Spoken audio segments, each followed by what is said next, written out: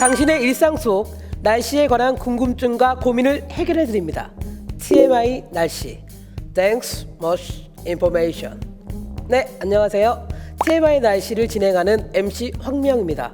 오늘도 함께 해주실 분들을 소개하겠습니다. 네, 안녕하세요. 저는 지역고등학교에서 지구과학을 가르치고 있는 서인혜라고 합니다. 반갑습니다. 네, 안녕하세요. 광주 매곡초등학교에서 어린이들을 가르치고 있는 이범우입니다. 반갑습니다. 안녕하세요. 기상청 우진규 예보관입니다. 오늘도 여러분들의 기상에 대한 궁금증 싹 풀어드리도록 하겠습니다. 네, 오늘 사연은요. 강원도에서 따뜻한 남쪽 도시로 이사를 갔는데 따뜻해서 오히려 힘들다는 제보자의 사연인데요. 한번 잘 표현해 주시죠. 안녕하세요. 저는 최근 직장 때문에 어릴 때부터 살던 강원도를 떠나 따뜻한 남쪽 도시로 이사 오게 되었습니다. 처음엔 낯선 곳에서 혼자 살아야 한다는 생각에 걱정됐지만 따뜻한 날씨와 아름다운 바다 정말 좋더라고요. 동갑내기 동네 친구도 생겼습니다. 야, 근데 강원도 진짜 집마다 감자랑 옥수수 키워?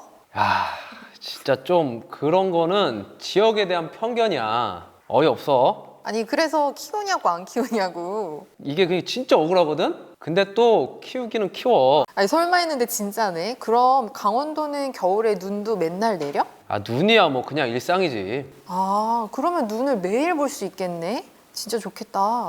아, 나도 어릴 때는 그랬는데 막상 어른 되고 뭐 군대 갔다 오고 그러다 보니까 무덤덤해졌어. 지금은 그냥 하얀 비듬 같고 그냥 그래. 너도 뭐 강원도에서 오래 살아보면 알 거야. 아, 그래? 하긴 군대 갔다 온 친구들 얘기 들어보면 눈 치운다고 겨울마다 엄청 고생한다고 하더라고. 맞아. 쉽지 않아. 아, 근데 내일 우리 이 동네에 눈 3cm 내린다는 예보가 있던데 동네 마비될 것 같은데 어떡하지? 3cm 내리는데 동네가 마비된다고? 우리 동네는 눈이 거의 안 내리니까 이렇게 눈 온 적 거의 몇 년 만에 처음일걸?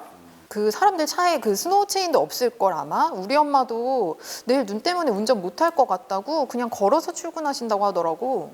이야, 이 강원도는 말이야. 이 정도 눈 내리는 건 뭐 눈도 아니야. 그냥 막 스포츠카 타고 막 다녀. 뭐 스포츠카? 아, 진짜 강원도 부심 장난 아니네. 이제 여기 따뜻한 남쪽 왔으니까 여기 적응해야지. 너도 내일 출근할 때 버스 없을 수도 있으니까 집에서 일찍 나가는 게 좋을 거야. 진짜 그 정도야? 그리고 다음 날 정말로 3cm 내린 눈 때문에 온 동네가 마비되었고 결국 저는 아침에 회사를 지각하고 말았습니다. 아니, 고작 3cm 내린 눈 때문에 말이죠. 제가 살던 강원도에서는 상상도 할 수 없는 일이었어요. 우리나라 면적이 작아서 어딜 가든 날씨는 다 비슷비슷할 줄 알았더니 지역마다 왜 이런 차이가 생기나요? 혹시 도시마다 내리는 눈은 다른가요? 궁금합니다. 아, 네, 눈 때문에 고생한 사연이네요. 선생님 눈 좋아하세요? 네, 저는 눈 굉장히 좋아하거든요. 그래서 겨울 좋아하는데 눈 내리면 이렇게 하얗고 포근한 느낌이 들잖아요. 좀 조용한 고요한 느낌도 들고 그래서 그 느낌을 너무 좋아하고 그래서 일부러 저기 겨울 방학 때 이럴 때는 대학생 때 스키장에서 뭐 한 달 살이 이런 것도 하고 네, 굉장히 좋아합니다, 저는. 저는 개인적으로 눈이 진짜 별로거든요.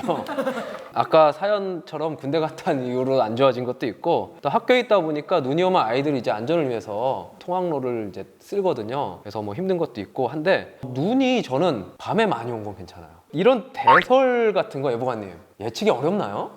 이보무 선생님께서는 밤에 눈이 왔으면 좋다고 하시잖아요. 밤에 눈이 내리기 시작을 하면 기겁을 합니다. 평상시보다 눈이 더 많이 쌓이는 현상이 벌어지기 때문에 그런데요. 이 우리가 보고 있는 대설이라고 하는 게 예측이 그렇게 어려운가에 대한 내용은 쉽게 이렇게 표현을 드리면 좋을 것 같아요. 우리가 5mm의 비의 양이라고 하는 건 굉장히 적은데 이게 눈으로 바뀌는 순간 5cm가 됩니다. 5cm는 대설주의보 기준 수치거든요. 굉장히 적은 양의 비가 눈으로 환산됐을 때는 굉장히 많은 양으로 변하기 때문에 우리한테는 이 5mm의 비의 양이라고 하는 그 강수구름이 굉장히 중요한데 사실 이 강수구름을 예측하거나 조기에 발견하기가 굉장히 어렵습니다. 약하기 때문에 그런 건데요. 레이더 영상에서도 여름철에 나타나는 호우와 다르게 겨울철에 나타나는 이 약한 눈구름대들은 탐지하기가 꽤나 어렵습니다. 그리고 두 번째로는 이렇게 발생한 눈구름대들은 이 대기 하층 굉장히 낮은 고도에서 불고 있는 불규칙적인 바람을 따라 흘러다니게 되는데 이 우리가 기상 예보를 할 때 또 한 가지 어려운 게 뭐냐면 이 바람 예측을 하기가 굉장히 어려워요. 그러니까 발달하는 구름대도 조기에 미리 예측하기도 어렵지만 이게 앞으로 어디로 흘러 들어갈지가 또 예측하기 어렵기 때문에 특히나 다른 기상 현상에 비해서 굉장히 어려운 부분이라고 하겠습니다. 그러면은 강원도 쪽이 눈이 이제 보통 더 많이 오는 걸로 알고 있는데 그 이유가 뭘까요? 그게 겨울철에 내리는 눈은 크게 두 가지 특성으로 보시면 쉬울 것 같아요. 겨울철에 우리가 소위 이제 되게 추워지잖아요. 그런 추운 공기들이 우리나라 서해상이나 동해상으로 이제 진출을 하기 시작을 하면 해상과 공기 온도 차이로 인해서 해기차라는 그러한 온도 차이로 인해서 눈구름대들이 발생을 하게 되는데 경우에 따라서 그게 찬 공기가 내려가는 방향이 서해상이냐 동해상이냐에 따라서 영향을 주는 지역도 서해안 쪽이 되고 동해안 쪽이 되는 거죠. 그리고 또 한 가지 타입은 남쪽에서도 눈이 많이 오는 경우가 있는데 이 경우는 이 남쪽에서부터 올라온 굉장히 많은 양의 수증기를 머금은 저기압 또는 그 구름대들이 영향을 줄 때 사실은 비가 내리게 되는데 겨울철에 굉장히 기온이 낮다 보니까 내리던 그 비가 눈으로 바뀌면서 내리는 경우는 굉장히 많은 양이 자체적으로 쌓이기 때문에 이 경우도 다른 타입의 대설 특성이라고 보시면 되겠습니다. 대설 예측이 정말 쉽지가 않네요. 그리고 이 사연 보내주신 분의 질문처럼 비슷한 양의 눈이 내리는데 지역마다 피해가 엄청 차이가 크잖아요. 네네. 그거는 왜 그런 거예요? 여기 사연에서도 잘 나타나는 부분이긴 한데요. 제가 아까 서해안과 동해안에 내리는 눈은 비슷하지만 남쪽에서 오는 눈은 타입이 좀 다르다고 말씀드렸는데 사실 기회적으로 봤을 때 남쪽에 이렇게 많은 눈이 내리는 경우 여기서 예시를 해준 것처럼 3cm의 눈이 내리는 것도 사실은 흔치 않습니다. 남해안 쪽이나 남쪽 지방에서는. 그러다 보니까 이 눈에 대한 그 제설을 할 수 있는 인프라 구축이 되어 있는 정도가 사실 눈이 많이 내리는 지역에 비해서는 굉장히 취약할 수밖에 없는 거죠. 우리가 눈이 내리게 되면 염화칼슘이라는 것들을 뿌려서 도로의 상태를 조금 더 좋게 만들어 주는데 이 염화칼슘에 대한 비치 정도도 사실 눈이 많이 내리는 강원도 같은 경우는 양이 굉장히 많습니다. 근데 이 남쪽 지방으로 내려가면 내려갈수록 그거에 대한 대비 자체도 조금 소홀히 할 수밖에 없거든요. 왜냐하면 다른 현상에 대해서 또 대비를 해줘야 되니까. 그렇기 때문에 그런 적은 양의 눈이 왔을 때도 사실은 굉장히 큰 피해가 나타날 수 있고요. 마지막으로 이러한 것들의 피해가 가장 나타나는 마지막 원인은 국민들의 인지도입니다. 그래서 아침에 일어났을 때 눈이 많이 쌓이는 상태가 되면 사실은 다른 지역에 계신 분들은 눈이 많이 오는 지역은 대중교통을 사용하시거나 일찍 일어나셔서 빨리 평소보다 이동을 하시지만 이런 것들에 대한 경험이 없으신 분들은 평상시 하듯이 그냥 그대로 다음날 일어나서 일과를 행하기 때문에 오히려 영향도가 조금 더 크다고 할 수가 있겠죠. 지역마다 그 눈이 오는 빈도나 그런 피해 정도에 따라서 사람들이 인식하는 것도 차이가 있을 수밖에 없고 그러다 보니까 이제 피해도 이제 다를 수밖에 없다는 말씀이시죠. 근데 뉴스를 보다 보면 정말 이제 대설로 인한 피해들이 굉장히 좀 자주 겨울에는 좀 나오잖아요. 그런 거 보면 굉장히 안타까운데 그럼 그런 대설에 대해서 좀 우리가 대처할 수 있는 미리 대처할 수 있는 방법이 있을까요?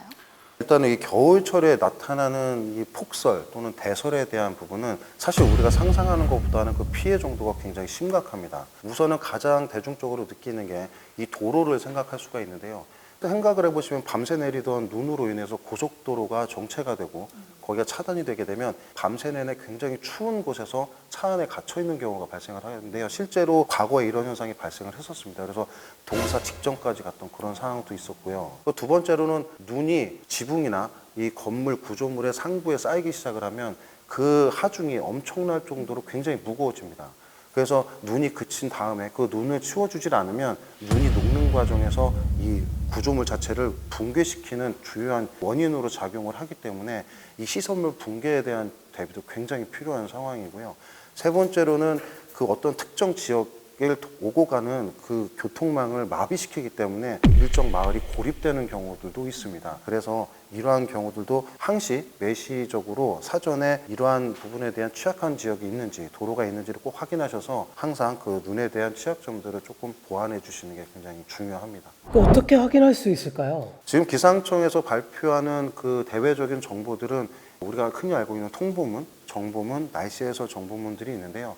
그 밖에도 날씨 알림 앱이라고 해서 모바일로 계속 문자를 받아볼 수 있는 그런 시스템들이 구축이 돼 있기 때문에 실제 특정 지역에 이런 폭설이 내릴 거로 예상이 될 때는 각각의 핸드폰에 그 전달이 되는 문자를 꼭 확인하셔서 사전 대비책을 만들어 놓는 것이 중요합니다. 저도 다운 받았는데 날씨 해설도 잘 나와 있고 뭐 기상 예보도 바로바로 날 수 있고 겨울철 날씨 대비에 참 좋은 것 같더라고요. 저도 그거 다운 받았거든요. 근데 그게 위치 기반이잖아요. 그래서 내가 지금 현재 있는 곳의 그 날씨 정보도 주고 그리고 다른 동네를 또 설정을 하면 그 동네의 날씨도 다 알려주잖아요. 그래서 그런 점이 굉장히 편리하고 좋더라고요. 저는. 와, 기상청 날씨 알림이 앱 저도 당장 다운받아야겠는데요. 유용하게 쓸 수 있을 것 같아요. 네, 오늘은 강원도에서 따뜻한 지역으로 이사를 가서 눈 때문에 또 다른 고생을 한 사연이었는데요. 저는 사실 겨울철에 펑펑 내리는 눈을 보면서 정말 너무 예쁘다 이렇게 생각만 했었는데 이 눈 속에 이런 엄청난 사연들이 숨어 있었는지 진짜 몰랐네요. 그리고 앞으로는 눈이 오면 다른 지역들의 상황이나 피해나 이런 거에도 좀 더 관심을 기울여야겠다고 생각을 했습니다.